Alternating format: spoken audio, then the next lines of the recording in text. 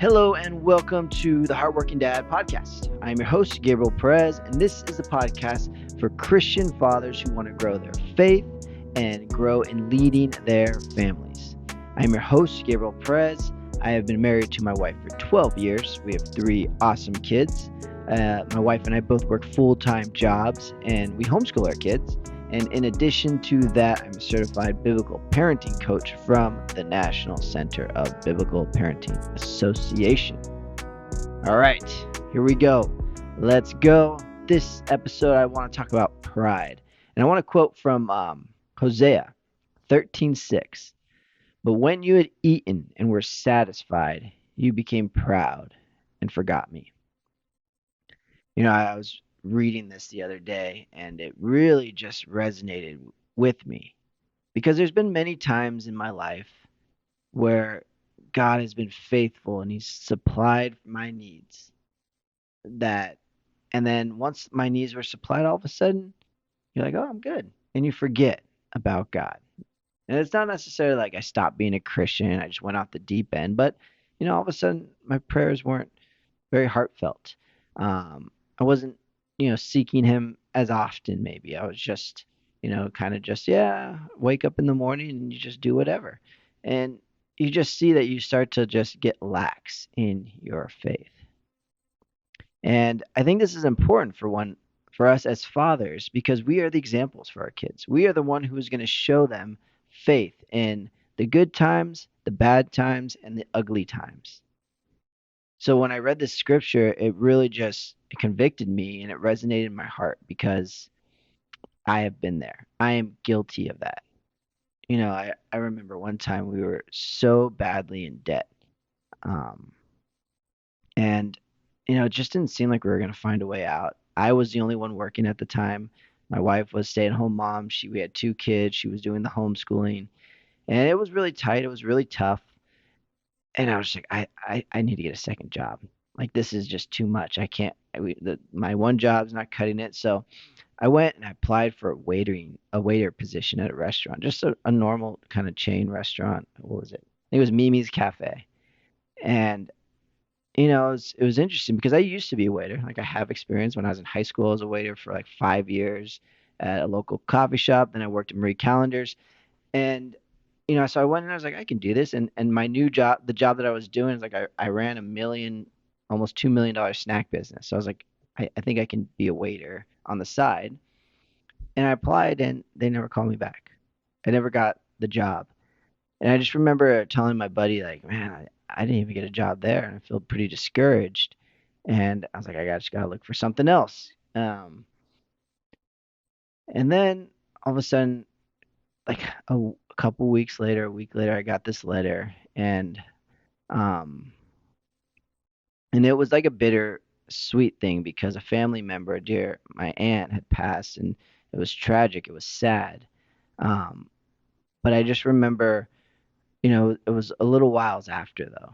I think almost about 7, 8 months, almost a year, and we got this letter, and it said that there was some money left for us. And I was like, "What?" And so I called my cousin who was her daughter and I said, "I got this letter. Is this some kind of joke or something?" And she was like, "No, you're the person that that is in getting a little bit of her 401k." And they couldn't tell us who it was. And they had been sending it to the wrong address. We had moved. And she goes, "We didn't know who it was, and we were just sitting here waiting to find out who this person was or this person had come forward." And it was just this kind of like, whoa, like I was surprised because, you think, they leave stuff to their kids and obviously, and I had a great relationship with my aunt. She practically raised me because, me and my cousin were the same age, but I never expected that. And so when it came in, it was literally the amount that covered our debt. Like instantly, we were out of debt. And I just remember like I was so surprised and shocked and it's hard to be like happy because you're getting this money in not the best way, like she died and that's how this money's coming to me.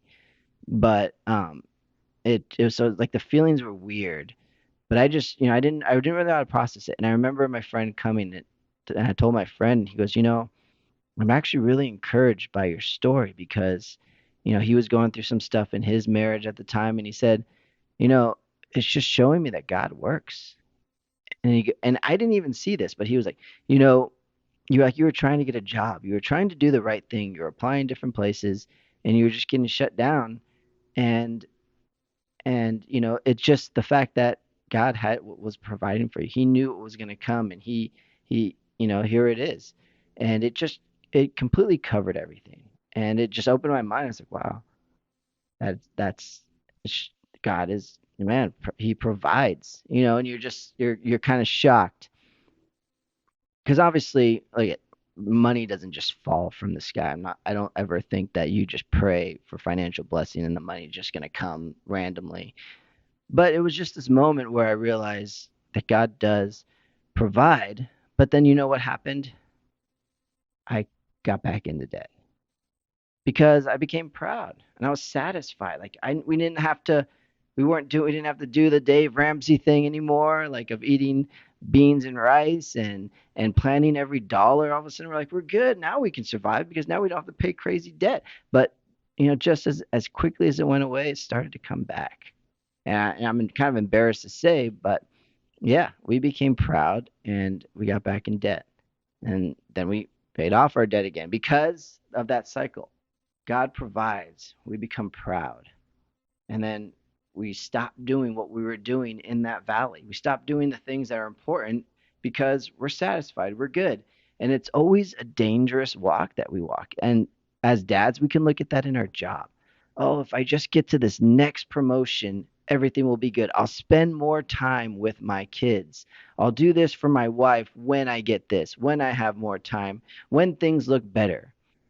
And, things look better, and you stop. So really, I just think how we need to keep the scripture close to our heart. For when you had eaten and were satisfied, you became proud and forgot me. Now, how often do we hear stories of family men who start doing really well? They have great things, ministries or whatnot, or not just ministries, but anywhere. And then all of a sudden you find out that their marriage is crumbling, or that they weren't a good father. They never spent time with their kids, and it's just heartbreaking because they got what they wanted, and it just ended up being hurtful, and that could easily happen. So we just have to be careful as fathers. I am so like guarded because right now I want to talk to you about. I released a course recently, the HeartWorking Dad course. Excuse me. It's something I've been working on. It's something that I hope will one day um, provide an income that I don't have to work my job and that I can focus more on this. But this course that I came out is for fathers who are struggling, fathers who are trying to navigate the road of being the dad that their kids need and being the husband that their wives need and being the man that walks after God and is after the man who is after God's own heart, a good Christian. It's hard. And so this course really came from my struggles. It came from me needing help and guidance and finding that in all these different areas. And so the culmination is this course. And so I have this course. If you're interested, you could go to heartworkingdad.com. But I more bring it up because I'm doing this podcast. I'm doing Instagram. I have social media. I have YouTube. And I think I'm not huge. I'm not blown up. I'm not dad tired or anything like that. So I'm not on that scale. But I'm just so weary. Like, what happens if this blows up and then all of a sudden I become proud? And it's like it's scary. But I think we need to have a healthy fear of that. We need to be on guard because whenever there's something good, you can believe that there is an enemy going against it because they don't want these good things to come. And I think that's why we fail as men is because we get into this path where we're doing good things and the enemy attacks and we're not prepared. We're not ready. Our pride kicks in and we become proud. Pride is just, it's a bad sin. It seeps in so quickly, and before we know it, we're being prideful. We think we've got this. We think we've done it on our own. We think we've built this empire, and it's gonna take us out because the enemy's gonna use that. He now has a way in to attack. So, all this to share is that as fathers, as husbands, as men of Christ, we must be on guard. Let this verse serve as a warning, as a guidelight to you, like, hey, don't get to this. Don't forget Jesus. Don't forget me in the high moments when I was there with you in the low. We need to be with Jesus throughout the whole journey. And I just had a thought, but I don't want to butcher this quote, but I believe it was, the man who enjoys the journey will go farther than the man who wants the destination. And I think that's what we need to be as men, as Christian men, as Christian leaders in our home, is that we got to enjoy the journey. Sometimes I think, I'm so focused on being able to, you know, hopefully have success in this course, hopefully have success in the podcast, that it grows, it becomes what I do now, and that ministry evolves, and I can really dedicate a lot of time and then also be with my family. And so I work, I put in time, I put in resources into this content, but then so much work so that I could spend time later. But then I think, man, these moments that I'm having right now could even be the best moments. Way better than, say it is successful, and I can make a good income, and I don't have to go to my job anymore. I'm still probably look back on these moments and say, man, these were special moments. These were good moments. So, cherish the journey, not just be focused on the destination, not being focused that when I get here, then, because honestly, we may never get there, and you miss the whole journey. You miss what you needed to be in. You miss the present, focused on the future. So we have to be diligent of staying in the present, staying with God, walking with Him through every step, every high and low. So my encouragement is that we know what's coming, so let's be prepared. Let's be prepared for this and know that now that you have what it takes to overcome this. God isn't sending this out to be a gotcha moment. We're reading this so we can have wisdom and understanding, and just be prepared. And the challenge is maybe you find yourself in this season. All we have to do is come back to Christ. Just one thing to do.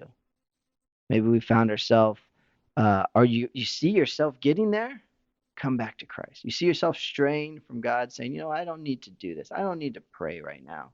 Come back to Jesus, and come back to Jesus in His grace, not in this feeling of, oh, I'm so horrible, the shame, and because it's not gonna help us. It's not gonna bring you on the path of just starting fresh, of His grace, of His renewal.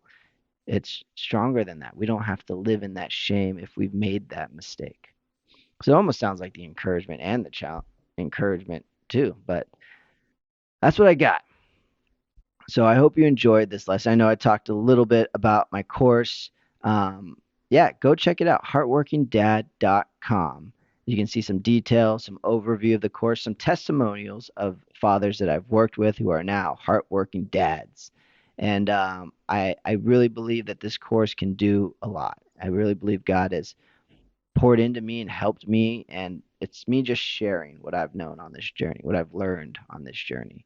So if you're interested, go ahead and check out there. You can also find free resources, a family plan, as well as, no, that's it, the family plan, which I think is family.heartworkingdad.com. I hope so. If not, I'm sure you can find it through heartworkingdad.com. I need to get my links right. But with that, I'll end this episode. We'll talk soon.